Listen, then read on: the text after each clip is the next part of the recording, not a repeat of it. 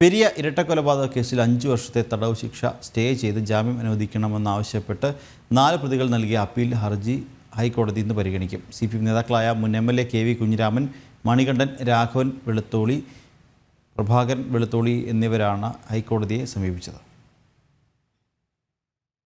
പെരിയ ഇരട്ടക്കൊലപാതക കേസിൽ ഉദുമ മുൻ MLA KV Kunhiraman അടക്കം 4 CPM നേതാക്കളാണ് അപ്പീലുമായി ഹൈക്കോടതിയെ സമീപിച്ചത്.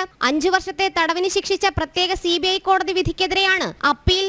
KV കുഞ്ഞിരാമന് പുറമെ CPM ഉദുമ മുൻ area secretary K Manikandan, Pakkam മുൻ local secretary Raghavan Velutholi, KV Bhaskaran എന്നിവരാണ് അപ്പീൽ നൽകിയിട്ടുള്ളത്. 5 വർഷം തടവിന് ശിക്ഷിച്ചതോടെ ഇവരുടെ ജാമ്യം കോടതി റദ്ദാക്കിയിരുന്നു. നിലവിൽ കണ്ണൂർ സെൻട്രൽ ജയിലിലാണ് 4 പേരും. കേസിലെ 2ാം പ്രതി സജി C ജോർജിനെ പോലീസ് കസ്റ്റഡിയിൽ നിന്ന് മോചിപ്പിച്ച കുറ്റത്തിനായിരുന്നു 4 പേർക്കുമെതിരായ ശിക്ഷ. ഇക്കഴിഞ്ഞ വെള്ളിയാഴ്ചയാണ് പെരിയ ഇരട്ടക്കൊലപാതക കേസിൽ കൊച്ചി CBI കോടതി 14 പേരെ ശിക്ഷിച്ചത്. ജനം, കൊച്ചി.